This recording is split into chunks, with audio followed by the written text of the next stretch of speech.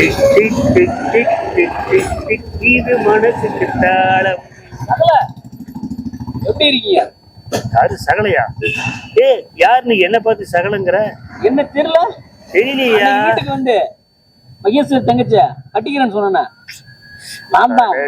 மாப்பிள மாப்பிள மாப்பிள இந்த மகேஷ் சொன்ன மென்டலா நீ? மாப்பிள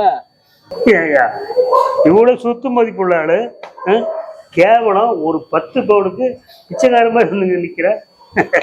ஐயா என்ன இதெல்லாம் எனக்கு ஒரு நாள் டீ செலவு.